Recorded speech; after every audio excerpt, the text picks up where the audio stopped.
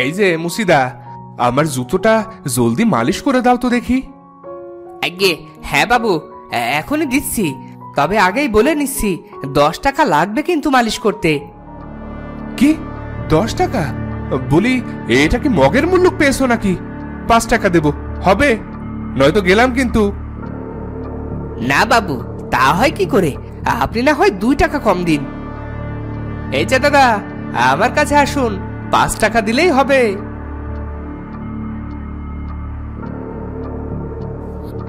এই নাও, একটু জলদি করো, আমার আবার তাড়া আছে।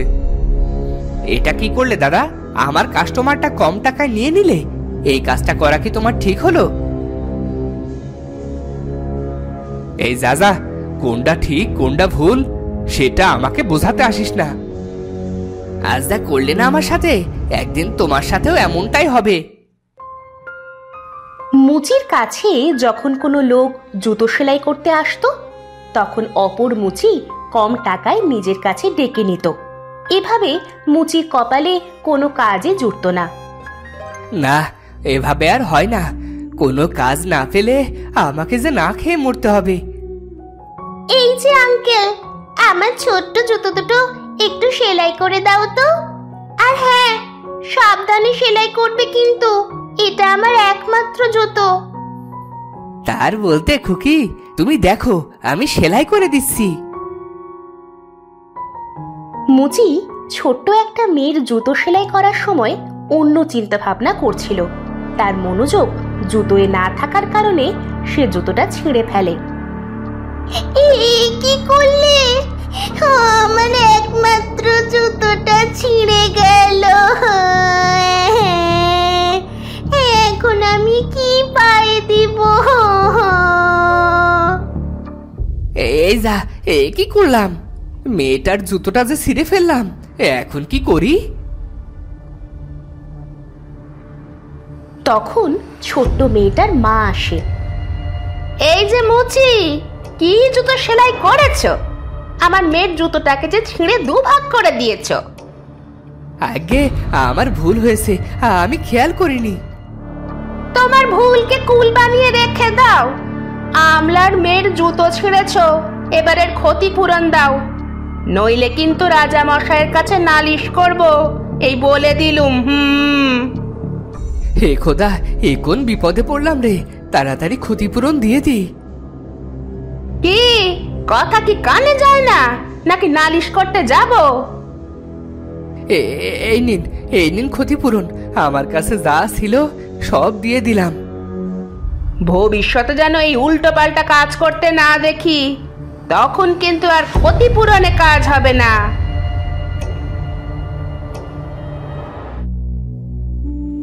মুচি তার সব কিছু গুছিয়ে হাট থেকে বাড়ি ফিরে যেতে থাকে। এই যা, এখন কি হবে? আজ যা কামাই করেছিলাম তার সবই তো জরিমানায় দিয়ে দিলাম। এখন যে খাবো সেই টাকাটাও তো নেই। মুচির কাছে খাবার কেনার টাকাটা পর্যন্ত ছিল না, আর যা কাজ করেছিল তার সবই জরিমানায় দিয়ে দেয়। হায় রে, কি কপাল আমার! এই পোড়া কপালে কতদিন ধরে একটা কাজও জোটে না। এভাবে চললে একসময় পথে ঘাটে মরে থাকবো। এভাবে কোনো কাজ না পেয়ে মুচি একেবারে নিঃস্ব ও অসহায় হয়ে পড়ে।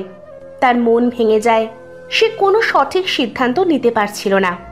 এসব বলতে বলতে মুচি নদীর ধার দিয়ে যাচ্ছিল। ওই তো একটা নদী।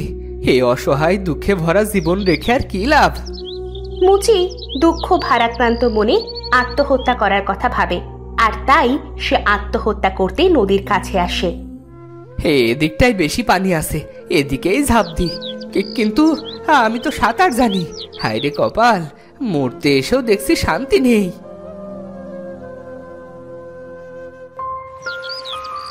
তাই সে নদীর কিনারায় থেকে ঝাঁপ দেওয়ার কথা ভুলে একটা নৌকায় উঠে পড়ে। এই দেখো কাণ্ড, আমি তো অনেক সাঁতার জানি, কিনারায় ঝাঁপ দিলে মরবো না। এসে নদীর গভীরে স্রোতে গিয়ে ঝাঁপ দি।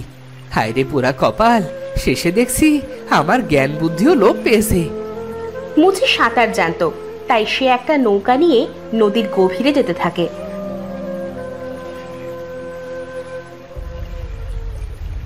আরে ধুর, কোন জায়গায় এলাম! কোনো স্রোত তো কিছুই দেখতে পাচ্ছি না। বুঝেছি, আর একটু গভীরে যেতে হবে। মুচি নৌকা বেয়ে আর একটু গভীরে যেতে থাকে, কিন্তু নদীর কোথাও আজ কোনো স্রোত ছিল না। আরে ওইটা আবার কি? দেখি তো গিয়ে কি দেখা যাচ্ছে। মুচি নৌকা নিয়ে কাছে যেতে থাকে। আরে বাহ, এইটা তো একটা গোলক মনে হচ্ছে, কিন্তু এই নদীর গভীরে এটা কিসের গোলক?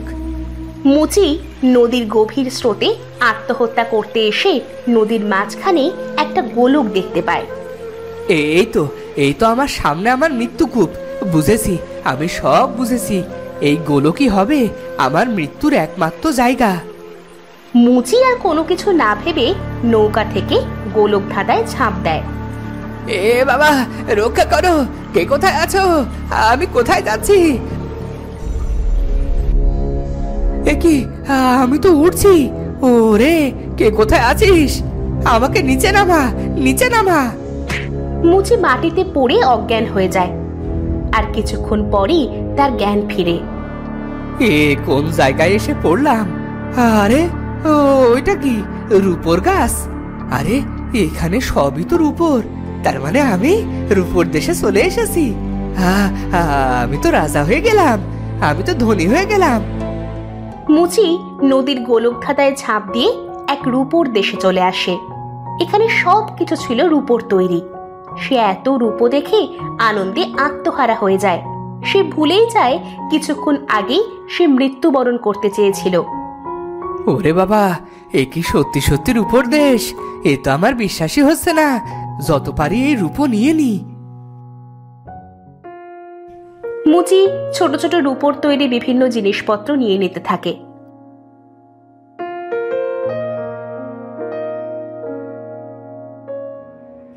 হ্যাঁ, অনেক মজার রূপোর আপেল হবে হয়তো। বাপের জন্মেও তো এত মজার আপেল খাইনি।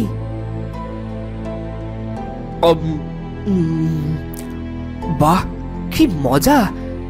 অনেক মজার রূপোর আপেল। বাপের জন্মেও তো এত মজার আপেল খাইনি। আরে ওইটা আবার কি?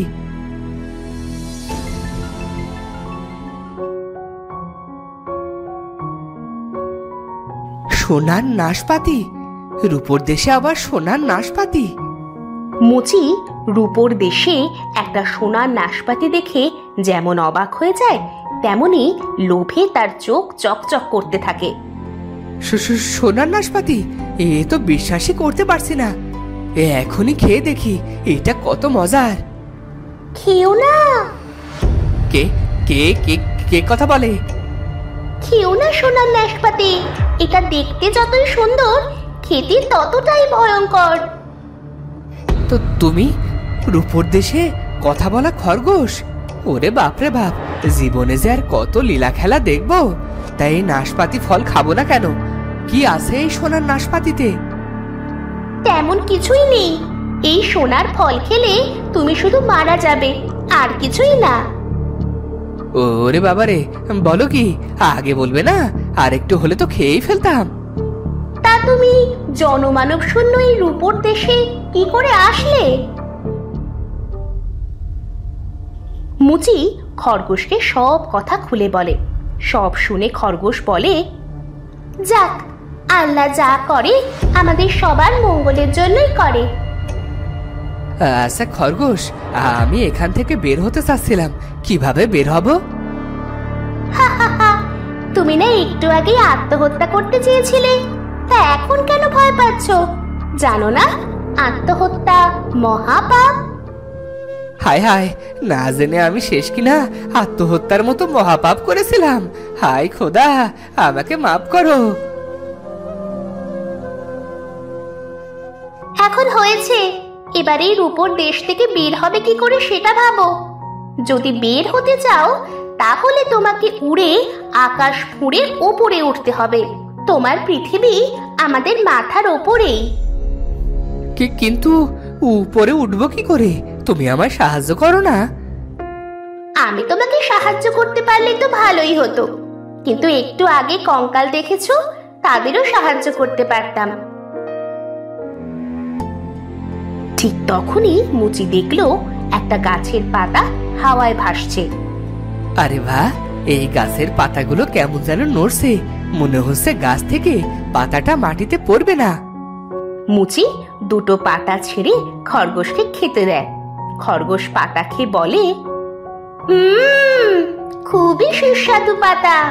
তুমি জানো, আমি প্রথম এই গাছের পাতা খেলাম। এই গাছের পাতা কখনোই মাটিতে পড়ে না, সব পাতা ওই আকাশে উড়ে যায়।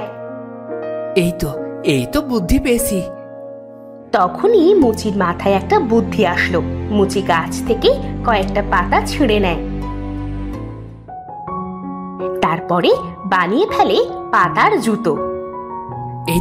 এই তো বানানো শেষ। এবার এই পাতার জুতো পায়ে দিয়ে উড়বো আমি আকাশে, ফিরবো আমার বাড়ি। তোমার মাথায় বুদ্ধি আছে বলতে হবে। তা বিদায় দেওয়ার আগে তোমাকে কিছু জিনিস দিতে চাই। খরগোশ মুচিকে রূপোর অনেক উপহার দেয়। মুচি সব উপহার নিয়ে তখনও তাকিয়ে থাকে সোনার ওই নাশপাতি ফলের দিকে। খরগোশ এটা বুঝতে পারে। বুঝতে পেরেছি, তোমার ওই সোনার নাশপাতি ফলটা দরকার। আচ্ছা, তুমি নিতে পারো, তবে খেতে পারবে না কিন্তু, তাহলে তোমার মৃত্যু অবধারিত। অনেক ধন্যবাদ খরগোশ বন্ধু, এবার তাহলে বিদায় নেওয়া যাক। মুচি তার উপহারের সাথে সোনার নাশপাতি ফলটা নিয়ে নেয়। তারপরে বানানো জাদুর পাতার জুতো পায়ে পড়ে, আর সাথে সাথে জাদুর পাতার জুতো তাকে উড়িয়ে আকাশে নিয়ে যায়। আকাশ ফুঁড়ে মুচি চলে আসে নদীর পাড়ে। এই তো রূপোর দেশ থেকে চলে এসেছি, এবার বাড়ি ফেরা যাক।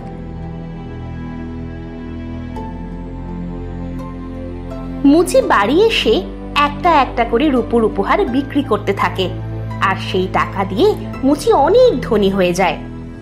বুঝলাম না, এ হঠাৎ এত ধনী হলো কি করে? আগে তো আমার পাশে বসেই জুতো সেলাই করতো। যাই তো একবার গিয়ে দেখে আসি। অপর মুচি চুপি চুপি মুচির ঘরের জানলার কাছে যায়। এই তো আজ এই রূপোর উপহারটি বিক্রি করব, এটা আজ ভালো দামেই বিক্রি করতে পারবো। এ কি দেখলাম, রূপোর উপহার!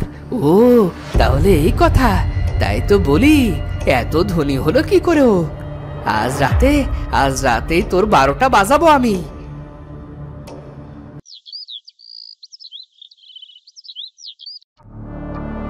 যেই ভাবা সেই কাজ। রাতে তখন মুচি ঘুমিয়েছিল তার দালানে। ঠিক তখনই অপর মুচি সেই ঘরে প্রবেশ করে। ও দেখছি নাক ডেকে ঘুমোচ্ছে। ঘুমা বেটা ঘুমা, সকাল হলে তোর ঘুমের 12টা বাজবে। অপর মুচি চুপি চুপি রূপোর উপহারের কাছে যায়। তারপরে একটা একটা করে রূপোর উপহার বস্তায় ভরতে থাকে। আরে ওটা কি? সোনার নাশপাতি! হায় হায়, আমি তো বিশাল বড়লোক হয়ে গেলাম রে। এটা তো ফল, খেয়ে দেখি তো সোনার নাশপাতি কেমন খেতে। বাপের জন্মেও তো এরকম ফল চোখে দেখিনি। অপর মুচি সোনার নাশপাতি ফলটা নিয়ে খেতে থাকে। গেলাম গো, গলা জ্বলে গেল। বাঁচাও বাঁচাও, গলা জ্বলে গেল। সোনার নাশপাতি ফল খেয়ে অপর মুচি সঙ্গে সঙ্গে মৃত্যুবরণ করে।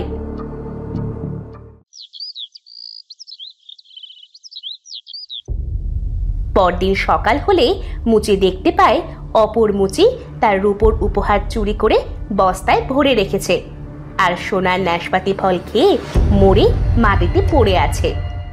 লোভে পাপ আর পাপে মৃত্যু, এই পাপ সেই পাপ না রে।